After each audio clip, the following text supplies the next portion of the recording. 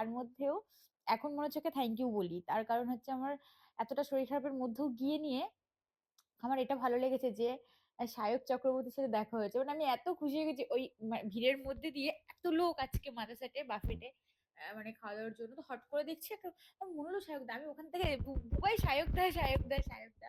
তো এত down to earth মানুষটা সত্যি, মানে এমনি এমনি কেউ সাকসেস পায় না, সাকসেসফুল এখন ব্লগিং এ। তারপরে গিয়েও সবার সাথে সমানভাবে কথা বলছে। আমি তো ২-৩ বার ডেকে ডেকে কথা বলেছি, সায়ক দা, সুকান্ত দা, তারপরে হচ্ছে সায়কদার মা মাসিমা এত ভালো, মানে পুরো জড়িয়ে ধরেছে। আমরা প্রণাম করতে গেলাম, প্রণাম নিল না। আমি বলছি আমাদের বাড়িতে আসবেন, হ্যাঁ?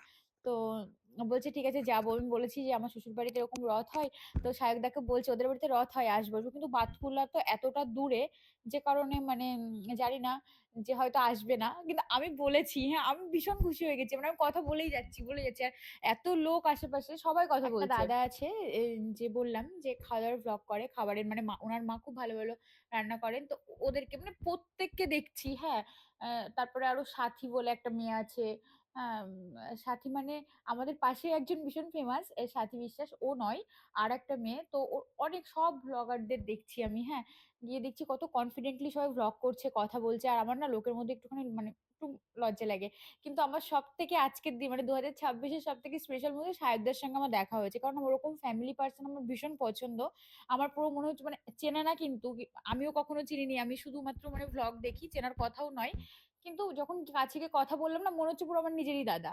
আর মাসিমা পুরো নিজেরই মাসিমা, পুরো জড়িয়ে ধরেছে। মানে সত্যি ভীষণ ভীষণ মানে খুশি হয়েছি। কি বলবো, অনেক কিছু শেখার আছে। সত্যি বলতে যারা সাকসেসফুল জীবনে, তাদের থেকে অনেক কিছু শেখার কথা না আছে। বললে হয়তো কিছু এসে যেত না, আমি কিছু ইয়ে করতাম না। কিন্তু এত মানে মানে কি বলবো, সবার সাথে, আর শুধু আমার সাথে না, প্রত্যেকটা মানুষের সাথে একই রকম বিহেভিয়ার, বয়স্ক থেকে বাচ্চা, মানে যে বাচ্চাদেরকে চেনে না কোলে নিয়ে নিচ্ছে, আদর করছে, মানে আলাদাই আলাদাই। সত্যি সায়কদা, আমি জানি না এই ভিডিওটা অবশ্যই তোমার কাছে পৌঁছাবে না, কারণ আম, আমার মানে জোনটা একদমই কম, মানে ছোট।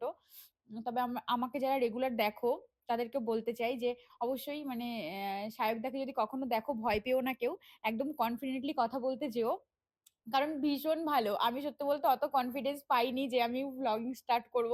সবাই দেখছি ভ্লগ করছে, কিন্তু আমার একটু অকওয়ার্ড লাগছিল যে না ওরকম ভাবে আমি মানে আমি সত্যি কথা বলতে কি ভ্লগিং এর জন্য আমি যে, ওনার সঙ্গে দেখা করতে গেছি বা কথা বলতে গেছি তা নয়। আমি আমার ভালোবাসি, মানে আমি সত্যিই ভালোবাসি। আমি ওখানে এত মানুষজন, আমি মানে ক্যামেরা অন করতে লজ্জা পাচ্ছি, কিন্তু আমি এর থেকেও বেশি আমি চেঁচাচ্ছি সায়ক দা মোবাইল, সায়ক দা সায়ক দা মানে করছি। ও লাইনে দাঁড়িয়েছে, টিকিট টোকন কাটছিল। তো ওই কারণে আমি ভ্লগ করিনি। মানে হয়তো অনেকেই ভ্লগিং ক্যামেরা স্টার্ট করে শায়দ তাদের মানে ভ্লগে কথা বলছিল, চাইলে আমিও পারতাম। কিন্তু